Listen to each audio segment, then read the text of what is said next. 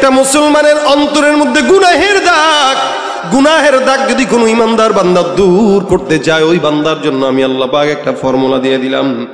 বান্দা যত আল্লাহর নাম নিবে, বান্দা আল্লাহর নাম নেওয়ার সাথে সাথে কলব থেকে অন্ধকার কালো দাগগুলো দূর হয়ে যাবে। সুবহানাল্লাহ। আল্লাহ বলেন, বান্দা গুনাহ হয়ে গেল, টেনশনের কারণ নাই।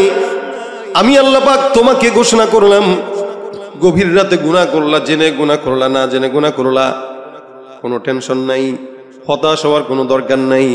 লা তাকুনাতু মির রাহমাতিল্লাহ, ইন্নাল্লাহা ইয়াগফিরুয যুনুবা জামিআ। আমার আল্লাহ পাক রব্বুল আলামিন সুন্দর করে বান্দাকে ডাক দিয়ে বললেন, হে ইমানদার, আমি আল্লাহর রহমত থেকে নিরাশ হয়ো না, কারণ তিনি বান্দার সব গুনাহ মাফ করতে পারে। বান্দা গুনাহ হয়ে গেল, আল্লাহ পাক রব্বুল আলামিনের কাছে যাওয়া দরকার আছে না নাই? আমিও গুনাহ করছি, আল্লাহর কসম, আমার গুনাহ যদি আপনাদের সামনে প্রকাশ হয়ে যাইতো, আমি আপনাদের সামনে আলোচনা করার সাহস পাইতাম না। একটা সন্তানের গুনাহ যদি বাবার সামনে প্রকাশ পেয়ে যাইতো, সন্তান বাবার সামনে দাঁড়ানোর সাহস পেত না। আর বাবার গুনাহ যদি সন্তানের সামনে প্রকাশ পেয়ে যাইতো, বাবা কোনোদিন সন্তানের কাছে মুখও দেখাইতে পারতো না। যে রব্বুল আলামিন দুনিয়ার জমিনে এত গুনাহ করার পর আপনার আমার গুনাহটাকে গোপন রাখে, তার চাইতে উত্তম বন্ধু আর জমিনে কেউ হতে পারে না। ঠিক না? আপনি যাকে বন্ধু বানাইছেন, সে আপনাকে ছেড়ে পলায় চলে গেছে। আপনি 16 বছর তাকে সার্ভিস দিয়েছেন, তা আপনার নেয় নাই। এই জন্য আপনি কখনো গেঞ্জি পরে, কখনো লুঙ্গি পরে ধরা খান। কিন্তু যে মালিককে ডাকবেন, ওই মালিক গভীর রাতে আপনাকে ছেড়ে দিবেন। আলামিন মুস্তাগফির, এমন কোন চালেও আসো, চাও আমি দেওয়ার জন্য আসমানে এসে বসে আছি। এটা আল্লাহর কাজ। এই জন্য আল্লাহ পাক ডাক দিয়া বলেন, আলা ইন্না আউলিয়া আল্লাহ, আলা ইন্না আউলিয়া আল্লাহ লা খাউফুন আলাইহিম ওয়ালা হুম ইয়াহজানুন। মনে রাখবা, যারা আল্লাহর বন্ধু, দুনিয়ার সব বান্দাদারে ভুলতে পারে, আমি আল্লাহ ভুলি নাই। দুনিয়াতেও তার ভয় নাই, আখিরাতেও জাহান্নামের কোনো টেনশন নাই। সুবহানাল্লাহ। তুমি পারো করতে মোচন অভাব দুঃখী লোকের, তুমি পরম মুক্তিদাতা মালিকে জগতের। তুমি পারো করতে মোচন অভাব দুঃখী লোকের, তুমি পরম মুক্তিদাতা মালিকে জগতের। তোমার কাছে চাই যে পানা আমরা প্রতিদিন, তোমার দয়ায় পূর্ণ আমার সারা নিশিদিন। আল্লাহ তুমি দয়ার সাগর, আল্লাহ তুমি দয়ার সাগর, রহমানুর রহিম। তোমার দয়ায় পূর্ণ আমার সারা নিশিদিন। দয়াবানকে রাত্রেও ডাকে, যখন ডাকে আল্লাহ পাক বলে আমি আছি। কিন্তু এলাকার চেয়ারম্যান, মেম্বার, এমপি, মন্ত্রীকে আপনারা অনেক দেখেছেন, রাত 2টার দিকে গেলে কথা শুনবে, সুযোগই নাই, ঘুমে বিভোর। আল্লাহ পাক ঘুমায়, হ্যাঁ, তন্দ্রাচ্ছন্ন হয়। আরে মিয়া, এলাকার চেয়ারম্যান না থাকলে এলাকা চলে, মেম্বার নাই এলাকা চলবে। আরে রাষ্ট্রের সরকারই তো নাই, তাও তো চলতেছে রাষ্ট্র। প্রধানমন্ত্রীও তো নাই এখন, তাও তো চলতেছে। যেই দুনিয়ায় রাষ্ট্রের সরকার না থাকলে রাষ্ট্র চলে, এলাকার চেয়ারম্যান না থাকলে এলাকা চলে, মেম্বার না থাকলে এলাকা চলে, আল্লাহ পাক এমন একজন যিনি ঘুমে নেই, একটু তন্দ্রাচ্ছন্ন হইলেও দুনিয়া চলতে পারে না। তার ছাড়া দুনিয়া বরবাদ, অচল। এই জন্য আল্লাহ পাক রব্বুল আলামিন বলে, বান্দা কখন ডাকবা ডাকো। আমি আল্লাহ পাক রব্বুল আলামিন বলে দিলাম, গুনাহ যদি হয়ে যায়, আমি আল্লাহ পাক তোমাকে সুন্দর করে জানাই দিলাম, ফাকুল তুস্তাগফিরু রাব্বাকুম ইন্নাহু কানা গফফারা। ইস্তিগফার করো তোমাদের রবের কাছে, নিশ্চয়ই তিনি আল্লাহ তোমাদেরকে ক্ষমা করে দিবেন। সুবহানাল্লাহ। আমার আল্লাহ পাক রব্বুল আলামিন ক্ষমা করার জন্য আসমানে বান্দাদেরকে ডাক দেয়। ইস্তিগফারটা এমন একটা চমৎকার আমল, যে আমলের কারণে বান্দার গুনাহ আগা থেকে গোড়া পর্যন্ত সব মাফ হয়ে যায়। ইস্তিগফারটা এমন একটা আমল, যে আমলটা করলে বান্দার বিপদ আপদ থেকে আল্লাহ পাক রব্বুল আমিন তার হেফাজত করে। সুবহানাল্লাহ। এই মুসলমান ভাইরা আমার, দ্বীনি ভাইরা আমার, খুব বুঝবেন কথাগুলো। এখানে হয়তো ছোট্ট পরিসরে প্রোগ্রাম, কিন্তু ইনশাআল্লাহ এই আলোচনা থেকে একজন যদি এখান থেকে এই আমলটা নেয়, আমার বিশ্বাস নাজাতের জন্য এতটুকুই যথেষ্ট, ঠিক কিনা? বেশি কিছু লাগে না, আল্লাহ পাকের কাছে অল্প আমল এটাই যথেষ্ট। আখলিস দীনাকা ইয়াকফিকাল আমালুল কলিল। রাসূল বলেন তোমার অল্প আমল হোক, কিন্তু দিনটা সহি থাকুক, ঈমানটা সহি থাকুক, যথেষ্ট নাজাতের জন্য। আর কিচ্ছু দরকার নেই। হাসান আল বসরি রাহমাতুল্লাহ আলাইহি নাম শুনছেন তো আপনারা? হাসান বসরি বসরার বহুত বড় বুজুর্গ। হাসান আল বসরি রাহমাতুল্লাহ আলাইহির জামানার ঘটনা। উনি একদিন এমন করে আলোচনা করতেছেন ভক্তবৃন্দদেরকে নিয়ে। হঠাৎ করে আল্লাহ পাক রব্বুল আলামিনের এই বান্দার কাছে একজন বান্দা দূর থেকে আসলো। হাসান বসরির কাছে একজন এসে ডাক দিয়া বলতেছে, হুজুর, আমার তো অনেক গুনাহ হয়ে গেছে, 24 ঘন্টা আমি গুনাহ করি। গুনাহ জেনার গুনাহ, চুরির গুনাহ, এমন কোন গুনাহ নাই যেই গুনাহটা আমি করি নাই। হাসান বসরিকে বলতেছে, এমন কোন গুনাহ নাই যেই গুনাহটা আমি করি নাই। সুতরাং এমন একটা আমল শিখায়া দেন যে আমলটার কারণে আল্লাহ পাক আমারে ক্ষমা করে দিবে। হাসান আল বসরি রাহমাতুল্লাহ আলাইহি ডাক দিয়া বলে, যাও যাও, বেশি বেশি ইস্তেগফার আদায় করো। লোকটা বাসায় চলে যায় ইস্তেগফার জবানে নিয়া। আবার কিছুক্ষণ পর আরেকজন আসে, সামনে এসে ডাক দিয়া বলে, হুজুর, আমি এলাকার মধ্যে দুর্ভিক্ষ চলতেছে, বৃষ্টি নাই। এমন অবস্থা, বৃষ্টি না থাকার কারণে ফসলের মধ্যে ফসল হয় না, ফল হয় না। এমন একটা আমল শিখায় দেন যে আমলের কারণে আল্লাহ পাক রব্বুল আলামিন আসমান থেকে বৃষ্টি দিবে। হাসান বসরি ডাক দিয়ে বলে, যাও যাও, বেশি বেশি ইস্তেগফার করো। কি করবে? ইস্তেগফার। প্রথম ব্যক্তি কি নিয়ে আসছিল? গুনাহ বেশি। আমল শিখায় দেন, কি বলছে? ইস্তেগফার বল। দ্বিতীয় ব্যক্তি কি নিয়ে আসছে? বৃষ্টি নাই। কি নাই? বৃষ্টি নাই। আমল কি? ইস্তেগফার। তৃতীয় ব্যক্তি আসলো, ডাক দিয়া বলে, হুজুর, আমার মাল সম্পদ নাই, ব্যবসায় বরকত নাই, বিশাল অভাবের মধ্যে আছি, এমন একটা আমল শিখায় দেন যে আমলটার কারণে আল্লাহ পাক আমাকে ব্যবসায় বারাকা দিবে, সম্পদ বাড়ায় দিবে। এবার হাসান বসরি কয়, যাও যাও, আজকে থেকে নিয়ে লাগাতার ইস্তেগফারের আমল করো। সুবহানাল্লাহ। তৃতীয় ব্যক্তি যিনি আসলেন, ইনিও একই আমল, একটাই, কিন্তু উনার সমস্যা কি? টাকা নাই, সম্পদ নাই। আবার ওনারা থাকায় দেখে চতুর্থ আরেকজন ব্যক্তি হঠাৎ করে ঢুকলো হুজুরের কাছে, এসে বলতেছে, বিয়ে করলাম, সন্তান হয় না, বাচ্চা কাচ্চা নাই, এমন একটা আমল শিখায় দেন যে আমলের কারণে আল্লাহ পাক রব্বুল আলামিন বাচ্চা দিবে। হাসান বসরি ডাক দেয়া কয়, বাচ্চা নাই, বিবি আছে? বলে, হ্যাঁ বিবি আছে। বিবি থাকবে, বাচ্চা হবে না, এটা হতে পারে না। যাও যাও, ঘরের মধ্যে যায় এই বিবিকেও ইস্তেগফারের আমল শিখায় দাও, তুমি ইস্তেগফার আদায় করো। সুবহানাল্লাহ। একই আওয়াজ, একই কথা, একই আমল সব মানুষকে। বাচ্চা নাই, বিবি শিখায় দাও যেন ইস্তেগফার করে। আমাদের দেশে তো বাচ্চা না হইলে বাবার কাছে যায়, হাজার কাছে যায়, জায়গা, বাবা গো সন্তান দেন। আরে বাবায় যদি কথা বলতে পারতো তো বাবা বলতো, আমার নিজেরই তো সন্তান ছিল না, তোরে দিমু কি? বাবা গো আমার সুস্থতা দান করেন। বাবা যদি শত বলতে পারতো, কবর থেকে বলতো, আমার নিজেরই তো ক্যান্সার হয়ে মৃত্যুবরণ হয়েছে, তোরে কি সুস্থ বানাবো? ঠিক কিনা জোরে কর। পীরগিরিয়ার মাজার পূজা চলছে দেশটা জুড়িয়া, শিরকি আর ভণ্ডামিতে দেশটা গেছে ভরিয়া। গাজার কলকি টান মারিয়া দেখায় খাজার শান, ওরা শিক্ষিত শয়তান, ওরা শিক্ষিত শয়তান, ওরা শিক্ষিত শয়তান, ওরা শিক্ষিত শয়তান। যাবো কার কাছে? বলেন, জোরে বলেন। সন্তান দেনেওয়ালা কে? সম্পদ দেনেওয়ালা কে? বাবার কাছে গেছে, বাবা কয় ঠিক আছে, বিবিকে আমাদের কাছে 3 দিনের ইতিকাফে রেখে যাও। বিবিরে যদি বাবার কাছে 3 দিনের ইতিকাফে রাখেন, বুঝলেন বিবি আর আমনেন নাই, বাবার হয়ে গেছে। 3 দিন পরে আসছে দেখা করতে, কি সমস্যা? ছুমন তার ছু কালে কুতার দিয়া দিলাম, যা। 3 দিন পরে রাখার পরে যদি কোনো সন্তান পেটে আসে, বুঝতে হবে এটা আপনার না, ওটা আপনার বাপের। কথা ঠিক কিনা? সন্তান দেনেওয়ালা কে? আমল শিখাই দিছে আল্লাহ। সন্তান যদি না হয়, হাসান বসরি যায় ডাক দিয়ে বলে, যাও ইস্তিগফার আদায় করো, ইস্তিগফার পড়বা, বিবিকেও বলবা, তুমিও পড়বা। বান্দা চলে গেল। আরেক লোক আসলো, ডাক দিয়ে, হুজুর আমার বাগান নষ্ট হয়ে গেছে, বাগানের মধ্যে কেমন যেন পোকামাকড় ঢুকছে, পানি নাই, ঝর্ণাও বন্ধ হয়ে গেছে। হাসান বসরি ডাক দিয়ে কয়, যাও যাও তুমিও কি পড়ো।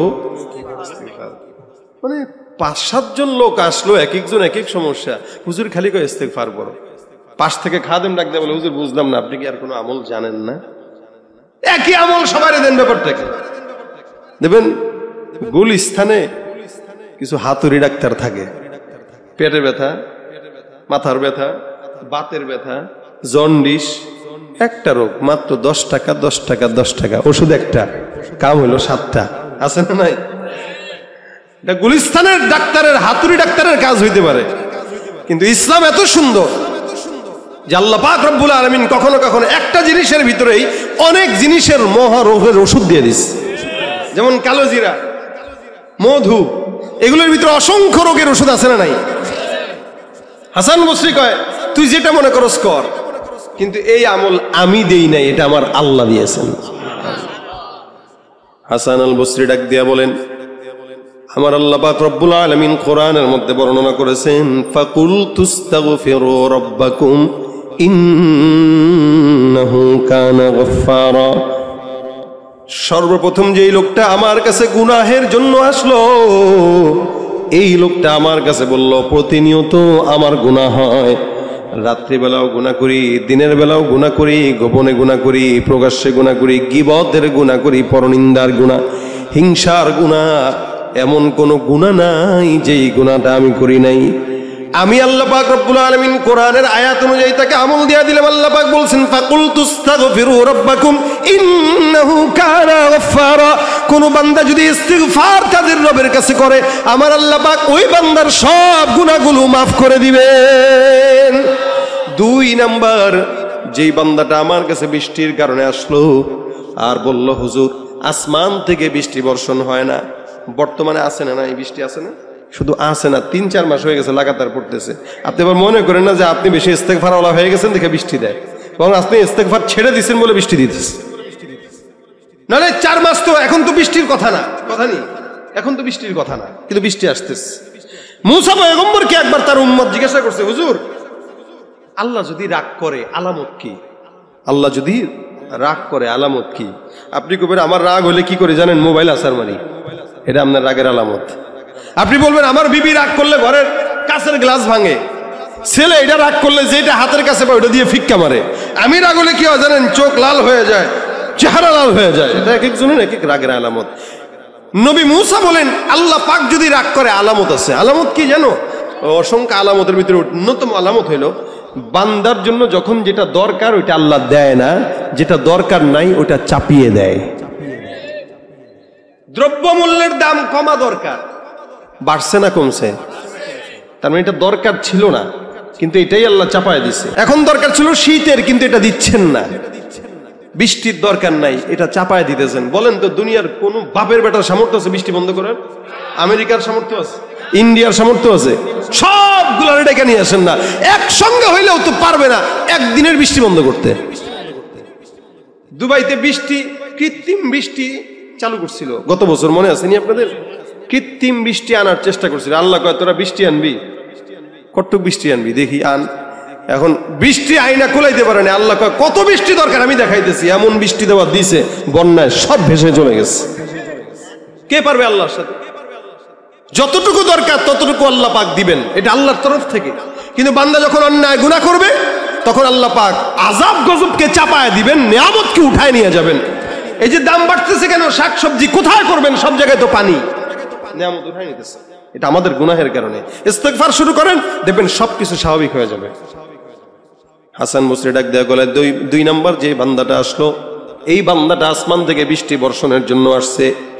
আমি তাকে ইস্তেগফারের কথা বললাম, কারণ কি আমার আল্লাহ পাক পরবর্তী লাইনে বলেন, ইউরসিলিস সামাআ আলাইকুম মিদরারা। কোন বান্দা যদি ইস্তেগফার করে, আল্লাহ পাক রব্বুল আলামিন আসমান থেকে তার জন্য বৃষ্টি বর্ষণ করবে। সুবহানাল্লাহ। এরপরে একজন বান্দা আসছে, তার টাকা নাই, অভাব, অটো চালায়, দিনে বেশি একটা আনে দিনে খায়, তেমন কিছু করতে পারে না। আমার আল্লাহ পাক বলেন ওয়ায়ুমদিদকুম বিআমওয়াল, কোন বান্দা যদি ইস্তেগফার করে আমার আল্লাহ ওই বান্দার রিজিকের মধ্যে ওয়াসাআত দান করবেন। সুবহানাল্লাহ। তাহলে 3 নাম্বার গেল। 4 নাম্বার, এক বান্দার বাচ্চা নাই, সন্তানের জন্য আমার আল্লাহ সেটাও বলছেন ওয়ায়ুমদিদকুম বিআমওয়ালিন ওয়া বানিন।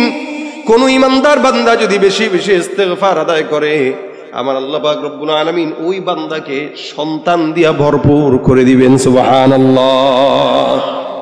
এখন তো সন্তান নিতেই চায় না, হবে কি আর? 2টি সন্তানের বেশি নয়, কদিন পরে কবে একটা দরকার নেই, পুরোপুরি থাক, কি ঠিক না? জন্ম নিয়ন্ত্রণ করা এগুলো হারাম। এলো ইহুদি নাসারাদের চক্রান্ত। ওরা কিন্তু ইচ্ছা মতো নেয়, একসাথে 5টা 7টা 8টা 10টা। মুসলমানদেরকে বলে না 2টা নিস, বেশি নিস না, কারণ এরা জানে এদের সংখ্যা বেশি হইলে আমাদেরকে কি লায়া কোথায় লইব। এজন্য এলাকার ভিতরে দেখবেন যারা 10 ভাই এদের একটা পাওয়ার আছে আলাদা। আমার কয়টা ভাই জানো? 10 ভাই, ওই একটা বাপরে বাপ, হিসাব করে কথা বলিস। আমার বাবারা ছিল 10 ভাই, আমরা 4 ভাই বোন। এইভাবে কমে না, দিন দিন কমতেছে। এখন তো সিজার ছাড়া বাচ্চাই হয় না, আর সিজার হওয়া মানে 2টার বেশি না, সর্বোচ্চ 3টা। 3টার পরে মহিলারা আর খুঁজে পাওয়া যায় না। বাবা চিন্তা করে আমার বউ দরকার, বাচ্চার চাইতে বেশি। এজন্য পেটে বাচ্চা আসলেই হাসপাতালে চলে যায়, ওখানে গেলে এমন মেডিসিন দেয় যে অটোমেটিক সিজার ছাড়া কোনো উপায় আর নাই। এগুলো হচ্ছে একটা আলাদা চক্রান্ত। এই জন্য দোয়া করবেন, আল্লাহ তুমি আমার বিবিকে নরমালে সন্তান দাও। যত সন্তান হবে রাসূল বলেছেন আমি আমার এই উম্মত গুলারে নিয়ে কিয়ামতের ময়দানে আল্লাহর কাছে গর্ব করে বলবো, আল্লাহ দেখছেন কত উম্মত আমার। সুবহানাল্লাহ। এই জন্য কারো যদি সন্তান দরকার হয় চাবে কার কাছে? কি পড়বে? ইস্তিগফার। ওয়ায়ুমদিদকুম বিআমওয়ালিন ওয়া বানিনা ওয়া ইয়াজআল লাকুম জান্নাতিন ওয়া ইয়াজআল লাকুম আনহারা। ওই যে তারপরে যে বান্দাটা এসে বলছিল হুজুর আমার বাগান নষ্ট হয়ে গেছে, আমার বাগানের মধ্যে যে ঝর্ণা ছিল ঝর্ণাও নষ্ট হয়ে গেছে। আল্লাহ পাক বলেন তোমাদের জন্য জান্নাত দেওয়া হবে, অর্থাৎ জান্নাত দুনিয়ার জান্নাত হবে, আখিরাতের জান্নাত হবে। দুনিয়ার জান্নাতেও বাগানের মধ্যে নহর থাকবে, আবার আখিরাতেও যদি যাও ইস্তেগফারের কারণে তোমার জান্নাতের মধ্যে আল্লাহ নহর প্রবাহিত করে দিবে। সুবহানাল্লাহ। জান্নাত চাই কি চাই না? জান্নাত চির সুখেরি ঘর, জান্নাত চির সুখেরি ঘর। ওগো জানতে যদি তুমি মায়া ঘেরা রঙিন পৃথিবী নয় তো সুখের খনি। জান্নাত পাওয়ার সহজ পথ তো শহীদি মরণ। জান্নাত পাওয়ার সহজ পথ তো শহীদি মরণ। শহীদ হলে খুদার রাহে, শহীদ হলে খুদার রাহে, তবে জান্নাত পাবে তুমি মায়া ঘেরা রঙিন পৃথিবী নয় তো সুখের খনি। আল্লাহু আকবার। জান্নাতে পাবে তুমি মহান প্রভু আল্লাহর দিদার, জান্নাতে আরো পাবে তুমি নাজ নেয়ামত পর। জান্নাতে পাবে তুমি হুর গিলমান যাচবে, জান্নাতের সব নেয়ামত তোমায় স্বাগতম জানাবে। শর্ত একটাই তোমাকে দিতে হবে কুরবানি, শর্ত একটাই তোমাকে দিতে হবে কুরবানি। করতে পারো তুমি যদি, করতে পারো তুমি যদি সেই আল্লাহর গোলামি, মায়া ঘেরা রঙিন পৃথিবী নয় তো সুখের খনি। আল্লাহ আমাদের সকলকে জান্নাত দান করুক, যারা বলেন আমিন। রাসূল বলেছেন এই জন্য ইস্তেগফারটা এত বড় আমল। আল্লাহর হাবিব বলেন মান লাজিমাল ইস্তিগফার জাআলাল্লাহু লাহু মিন কুল্লি হাম্মিন ফারজা। আমিন কুল্লি দিকিন মাখরাজা ওয়া ইয়ারযুকুহু মিন হাইথু লা ইয়াহতাসিব। রাসূল বলেন, কেউ যদি তার জিন্দেগিকে শুনেন, কেউ যদি তার জিন্দেগিতে ইস্তিগফারটাকে লাজিম বানায় নেয়, জরুরি বানায় নেয়, আল্লাহ পাক ওই বান্দার সব প্রকার চিন্তা, দুশ্চিন্তা, বিপদ থেকে আল্লাহ তারে মুক্তি দিবেন। সুবহানাল্লাহ। যত প্রকার দুশ্চিন্তা আছে, ঝামেলা আছে, বিপদ, মামলা মোকদ্দমা, এগুলোও দূর হয়ে যাবে। আমল কোনটা? ইস্তিগফার। মিন কুল্লি হাম্মিন ফারজ। যত প্রকার দুশ্চিন্তা আছে, মামলা মোকদ্দমা বলেন, ব্যবসা বলেন, রাজনৈতিক বলেন, অন্যান্য আনুষঙ্গিক বলেন, সব প্রকার দুশ্চিন্তার আসানকারী আমল হইল ইস্তিগফার। মান লাজিমাল ইস্তিগফার, অবশ্যই ইস্তিগফারকে লাজিম বানাইতে হবে। 2 নম্বর, সমস্ত প্রকার কণ্টক রাস্তা যেগুলো আছে, কাঁটাযুক্ত রাস্তা, কঠিন রাস্তা, আল্লাহ পাক দূর করে দিবেন। এরপরে কি? ওয়ারযুকুহু মিন হাইথু লা ইয়াহতাসিব। এমন জায়গা থেকে রিজিকের ফয়সালা করবে কল্পনাও করতে পারবেন না, কল্পনাও করতে পারবেন না। অর্থাৎ রিজিকের ওসাত দান করবেন। আমল কি? ইস্তিগফার। এজন্য হাতের কাজ আছে, পায়ের কাজ আছে, জবানের তো কাজ থাকে না। জবানের একটা কাজ বানায় নেব, আস্তাগফিরুল্লাহ বলেন, আস্তাগফিরুল্লাহ। এতটুকু হাদিসে আসছে, আস্তাগফিরুল্লাহ রাব্বি মিন কুল্লি যামবি ওয়া আতুবু ইলাইহি। এতটুকু যদি পড়তে না পারেন, শুধু ইস্তিগফার, আস্তাগফিরুল্লাহ, আস্তাগফিরুল্লাহ, আস্তাগফিরুল্লাহ। একসাথে 10 জন বসে আছেন, কেউ গীবত করতেছে, আপনি জোরে বলে ফেলবেন আস্তাগফিরুল্লাহ। এখন পাশ থেকে আরেকজন বলবে, দেখছুনি ভিজা দরবেশ, আমরা একটা আলোচনা করতেছি, হ্যাঁ আস্তাগফিরুল্লাহ কয়। এবার তুই তো আলোচনা না, তুই তো বেটা আলু চনা করতেছিস, আলু চনা, বুঝেন না? গরুর সোনা যে আছে না, এই সোনার আলোচনা করি আর কি। আমরা গীবত শিকায়েত করে নিজের যত আমল আছে নষ্ট করি। আর একজন ইস্তেগফার করলে এটা দোষ দিয়ে, ভিজা দরবেশ ইস্তেগফার করতেছ, আমল মনে হয় আমরা করি না, জিকির মনে হয় আমিও করি না, হে একাই করে। তুই জিকির করলে আরেকজন জিকির করলে তোর তো ভালো লাগবে, খারাপ লাগে কেন? তুই যদি জিকির করতে, ইস্তেগফার করতে, আরেকজন জিকিরওয়ালা দেখলে তোর দিলে শান্তি লাগতো। যেটা আরেকজন জিকিরওয়ালা দেখার পরে খারাপ লাগতেছে, টিটকারি করতেছস, তার মানে তুই জিকির করস না, তুই জিকিরের নামে ভণ্ডামি করস, শয়তানি করস। এজন্য 10 জন একসঙ্গে বসলেন, গীবত হইল, ইস্তেগফার করবেন। হয়তো একজন আপনার পাশে আপনার ইস্তেগফার শুনে সেও ইস্তেগফার করলো। আজীবন কি গুনাহ করব আমরা? মানুষ তো হইতে হবে, জান্নাতের রাস্তায় তো চলতে হবে, এই যে গুনাহ তো হবেই। বাস বসে আছি, বাজার করতেছি, ব্যবসায় বসে আছি, গাড়ি চালাইতেছি, আস্তাগফিরুল্লাহ, আস্তাগফিরুল্লাহ, আস্তাগফিরুল্লাহ, আস্তাগফিরুল্লাহ। বিবিকে শিখাই দিবেন, মাকে শিখাই দিবেন, সন্তানকে শিখাই দিবেন। ঘরের ভিতরে ঢুকবেন, ইস্তেগফার করবেন, বেরোবেন, ইস্তেগফার করবেন। বাচ্চাদের সামনে বেশি বেশি ইস্তেগফার করবেন, তাহলে বাচ্চা বুঝবে যে আমার বাবা সবসময় ইস্তেগফার করে। এটা এমন একটা আমল ভাই, হার বিপদে আপনাকে আসান করবে। আপনি বড় লোক হতে চান কিনা বলেন তো? এই দুনিয়াতে সবাই তো বড় লোক হতে চায়, চায় না? সবাই চায়, কিন্তু পারবেন হইতে? যতটুকু দরকার ততটুকুই থাকবে। হ্যাঁ, দুনিয়ার হাইসিয়াত আমরা বড় লোক, কেউ ধনী কেউ গরিব, কিন্তু আল্লাহর হাইসিয়াত কি? ওয়া আনতুমুল ফুকারা ইলাল্লাহ, তোমরা সব আল্লাহর কাছে ফকিন্নি। কে বলছে এটা? আমরা সবাই আল্লাহর কাছে ফকিন্নি। এরপরেও কেউ যদি অসাত লাগে, অসাত থাকবে কেন? অসাত যদি থাকে রিজিকের, তাহলে আমি মাদ্রাসায় দান করতে পারবো। আজকের মাদ্রাসা আর আপনারা টাকা দেন না, কি লেগে দেন না? গরিব হুজুর, গরিব, গরিব বলে টাকা দেন না। এই জন্য আল্লাহর কাছে চাবেন, ইস্তেগফার করবেন, আল্লাহ সন্তান সম্পদ দাও। সম্পদ দিলে যেন মসজিদ মাদ্রাসায় দান করতে পারি হাত খুলে, এই জন্য সম্পদ দরকার। সম্পদ সিনেমা হলে যাওয়ার জন্য চাই না, সম্পদ নারীর পিছনে ব্যয় করার জন্য চাই না, আল্লাহর রাস্তায় ব্যয় করার জন্য চাই। এটা হবে আল্লাহর কাছে চাওয়া। এই জন্য বেশি বেশি সম্পদ চান, ইস্তেগফার। চাকরি হয় না, ইস্তেগফার করেন। বিবি কথা শুনে না, ইস্তেগফার করেন। যত প্রকার ঝামেলা আছে, সবকিছুর ঝামেলার আসানকারী আমল হইল ইস্তেগফার। আচ্ছা বলেন তো, এই যে আজকে যে কথাগুলা বললাম, এই কথাগুলা কি আপনারা বুঝতে পারছেন? হ্যাঁ, বুঝতে পারছেন তো ইনশাআল্লাহ? যদি বুঝে থাকেন, আমি সহনিয়ত করব আজকে থেকে যখন সময় হবে প্রতিদিন কমাস কম 500 বার পড়বেন। রাজি আছেন? আচ্ছা, পড়তে কি খুব বেশি সময় লাগে ভাই? আপনি 5 ওয়াক্ত নামাজের পরে 100 বার 100 বার করে পড়েন, 500 বার। আপনি গুনে গুনে পড়েন না। 100 বার পড়তে আপনার সর্বোচ্চ 5 মিনিটে বেশি লাগবে না, সর্বোচ্চ 5 মিনিট লাগবে। আপনি সারা দিন কত ফেসবুকে ঘন্টার পর ঘন্টা সময় দিলেন, 5টা মিনিট আল্লাহকে দেন নিজের জন্য। 5টা মিনিট যদি আল্লাহকে নিজের জন্য দেন, ইস্তেগফারের কারণে আল্লাহ পাক আপনাকে ইমানদার বানায়া কবরে নিবে, না নিবে না। 5টা মিনিট দেন। 5 ওয়াক্ত নামাজের পর 5 মিনিট করে 25 মিনিট, একসঙ্গে করলে 25 মিনিটও লাগবে না, 15 মিনিটেই হয়ে যাবে। আপনি যদি প্রতি নামাজের পরে 100 বার করে পড়েন, দৈনিক 500 বার, রাসূল সাল্লাল্লাহু আলাইহি ওয়াসাল্লাম নিজে বলেন আমি প্রতিদিন 100 বার করে ইস্তেগফার করতাম। রাসূল বলেন আল্লাহর নবী যেখানে 100 বার পড়ছেন সেখানে আমাদের 1 কোটি বার পড়া দরকার।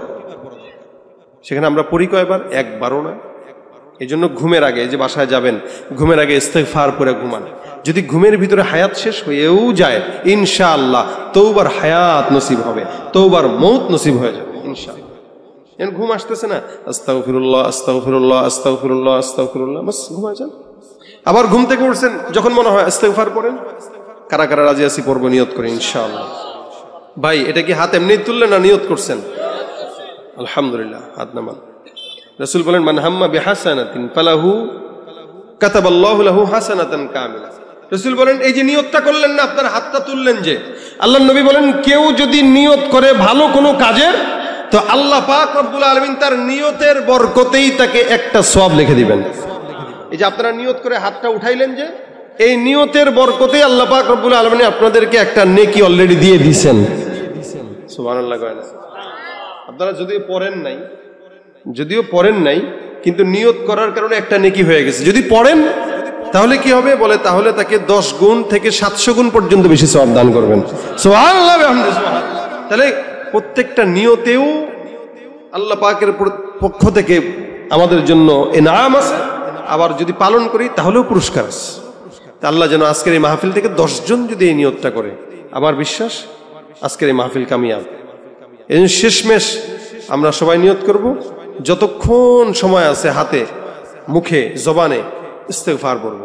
অল্প শব্দ, ছোট্ট শব্দ, গাল ব্যথাও হবে না, কষ্টও লাগবে না। আল্লাহ আমি বলনেওয়ালাকে আগে আমল করার তৌফিক দিক, তারপরে আপনাদেরকে দেব। শেষমেশ আপনাদের কাছে বলি, এই মাদ্রাসা আপনাদের জন্য এই এলাকায় একটা রহমত। এখানে দ্বীনি প্রতিষ্ঠান, বাচ্চারা পড়ে, আপনাদের ছেলেরা পড়ে, আপনাদের সন্তানরাই পড়ে। আপনাদের শেষমেশ যদি কেউ এরকম থাকেন, গুনাহ মাফের জন্য আল্লাহর কাছে কিছু সদকা করবেন। গুনাহ মাফের জন্য কিছু সদকাও মাঝে মাঝে করা লাগে, যে আমি এই সদকাটা করলাম, এই সদকার উসিলায় যেন আমার গুনাহ মাফ হয়, এই সদকার উসিলায় যেন বিপদ দূর হয়। এরকম শেষমেশ যদি কেউ থাকেন, এই মাদ্রাসার জন্য কিছু সাদাকা করবেন। একটু আমি দেখতে চাই কিছু মানুষকে যে মাদ্রাসার জন্য সাদাকা করবেন, অথবা ভিতর থেকে কিছু আমাদের মাদ্রাসার ছেলেরা উঠে যাবে, আপনাদের যার যতটুকু সামর্থ্য আছে আপনারা একটু মাদ্রাসার জন্য দান করবেন। প্রতিষ্ঠান আপনাদের দিবেনও, আপনারা পড়াবেনও আপনাদের সন্তানদেরকে, টাকা দিয়ে নয়, সন্তানদেরকে দিয়ে, বাচ্চাকে দিয়ে, আপনার ছেলেকে দিয়ে এই মাদ্রাসার সহযোগিতা করবেন ইনশাআল্লাহ। রাজি আছেন আপনারা? অন্তত বিরোধিতা করা যাবে না। প্রত্যেকটা ভাইকে বলতেছি, এলাকায় এটা একটা হকের বাতি, এই জায়গার বিরোধিতা আপনারা করবেন না। দিতে পারেন বা না পারেন, বিরোধিতা করা যাবে না। দ্বীনি প্রতিষ্ঠান, মসজিদ, মাদ্রাসার বিরোধিতা যারা করে, এরা হচ্ছে আল্লাহর কোরআনের কথা অনুযায়ী অবৈধ সন্তান। এই জন্য প্রতিষ্ঠানের সহযোগিতা করতে পারি বা না পারি, বিরোধিতা করব না ইনশাআল্লাহ। আল্লাহ পাক আমাদের সকলকে তৌফিক দান করুক। মাঠে কি কেউ গেছে? আপনার কালেকশন হয়েছে? কিছু ভাইরা ভিতরে চলে যায়, মাদ্রাসার কিছু ছেলেরা থাকলে ভিতরে ঢুকে যাও। 10 টাকা হইলেও আপনারা দান করেন, 10টা টাকা হইলেও আপনারা দান করেন, যতটুকু সামর্থ্য হয়। বাস 5-10 টাকা হাতে হাতে করে নিয়ে নেন, 5-10 টাকা। সবাই মিলে একটা গজল গাবো আমরা ইনশাআল্লাহ। রাজি আছি? সবাই মিলে আওয়াজ দিয়ে আমরা গজল গাবো। তবে তার আগে 5 টাকা, 10 টাকা, 20 টাকা করে যার যতটুকু সামর্থ্য হয় একটু দান করেন। মিনিমাম 100 টাকা হলে দেন না, মিনিমাম 100 টাকা করে, হ্যাঁ দেন। এরপরে আপনাদেরকে শুনবো। কি শুনবেন আপনারা বলেন? আসবে মহাকাল, মহাকালের জন্য তৈয়ার আসুনি? হ্যাঁ, তৈয়ার থাকলে দাঁড়িয়ে রাখতে হবে, নামাজও পড়তে হবে ইনশাআল্লাহ। ওই মাহদির সৈন্যরা গর্জে ওঠো, শহীদি তামান্না বুকে নিয়ে, সুফিয়ানি মতবাদ রুখতে হলে এখন থেকেই থাকো তৈরি হয়ে। আসবে মহাকাল, রুখতে হবে দাজ্জাল। আসবে মহাকাল, রুখতে হবে। যার এক হাতে থাকবে জান্নাত, এক হাতে থাকবে জাহান্নাম। মানুষকে বলবে ডেকে ডেকে, আমি তো তোমাদের খোদা মহান। যার দিলে থাকবে ঈমান, হবে না তো সে বেঈমান। মুমিন বলবে ডেকে ঈমান নিয়ে, বুকে নিশ্চিত তুই দাজ্জাল। আসবে মহাকাল, রুখতে হবে।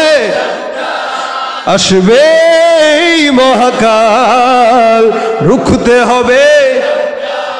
আজ বিশ্বের চারিদিকে মুমিন মরছে ধুকে, একটু কি দিলে দয়া হয় না?